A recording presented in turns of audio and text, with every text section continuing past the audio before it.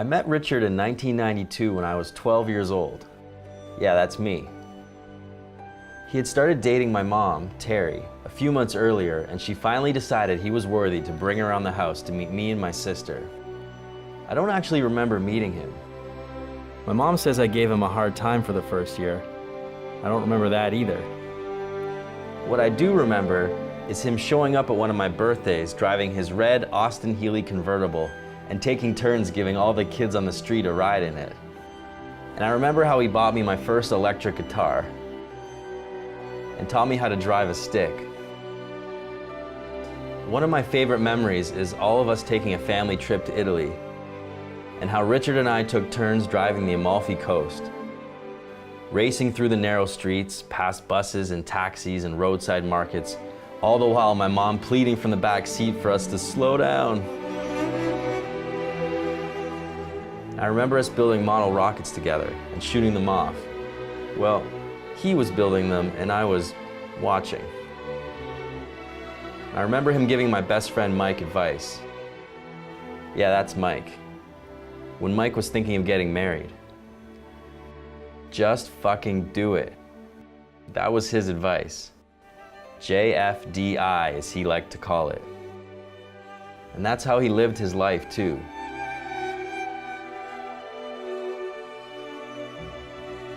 Richard was a great man and a cool stepdad.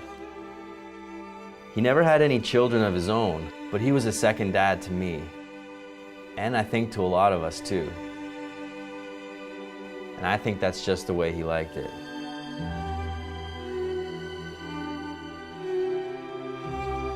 Richard loved people. And we loved him right back. Last month, his journey ended. 70 years of cool. 70 years of JFDI. 1947, Toronto. The speed of sound was broken in an airplane for the first time. World War II ended 2 years earlier, and on June 12th, Richard Williams Pickering was born, to proud parents Grace Jean and Ronald Arthur Pickering. Richard grew up in the beach area of Toronto with his brother Ronald.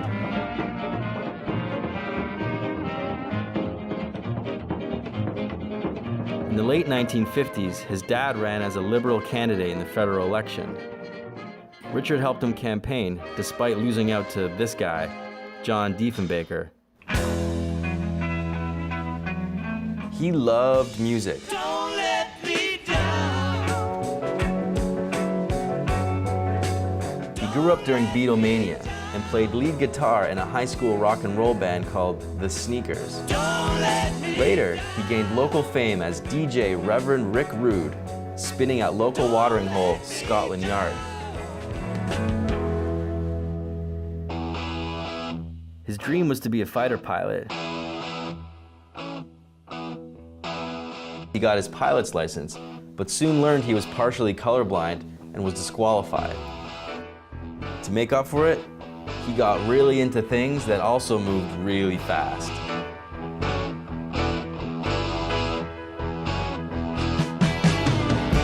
We're looking at a real 1968 Z28 Camaro, one of only a very few hundred Z28s that were brought into Canada in 1968. This car was used in solo competition and many track events at Moseport Park, Shannonville Motorsports Park, and Watkins Glen many years ago. It's now retired, but still retains that look and with great purpose.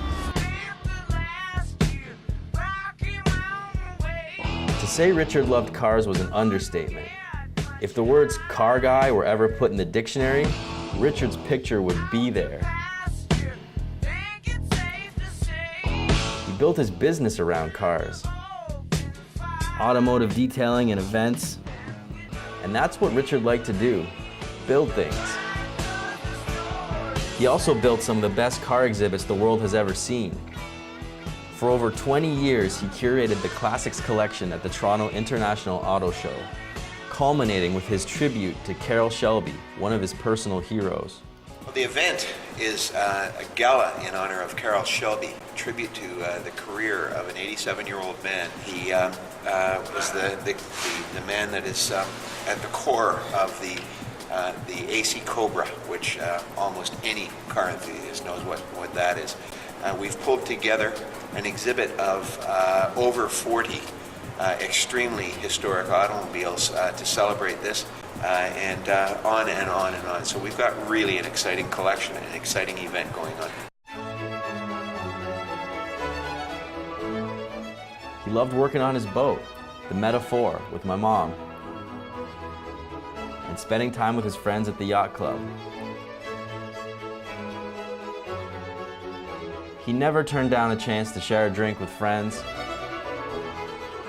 He loved Scotch.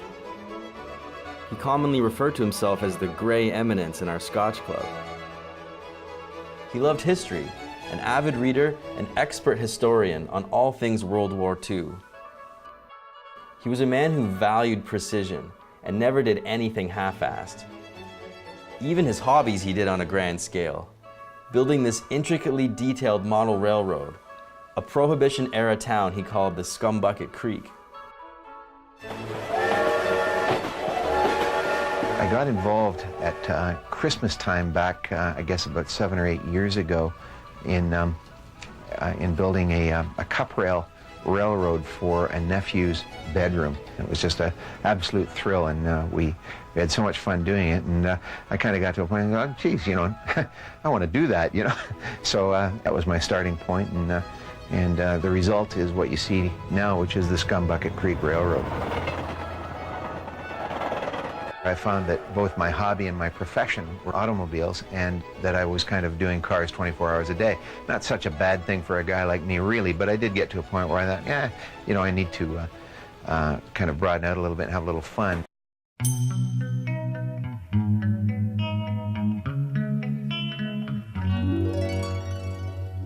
September 2016, Richard was diagnosed with myelodysplastic syndrome, a bone marrow disease.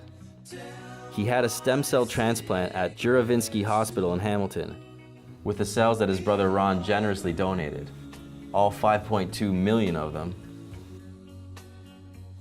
And he kept a low profile for the last year. He was doing well, but in April he caught pneumonia, which landed him in the ICU. In the hospital, when I told him he was the bravest person I knew, he just smiled.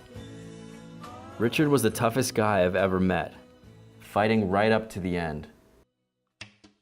He died on a Monday, 6 a.m. I like to think that it was because he was a morning person and he was just ready to get up and go to work. And while I don't remember the details of meeting Richard, I will never forget knowing him. A man that was a true role model and one of my heroes. He taught me about tradition and how to be a man, that you should give a speech when it's called for, and tuck your shirt in, and be loyal, and be good. It was his idea to abduct Mike and take him to Scotland for his bachelor party. In his words, because you only get one chance to get it right. And I think he did. He did get it right. He lived right.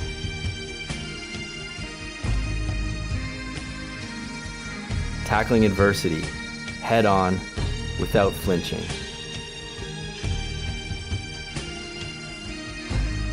And I know that wherever he is now,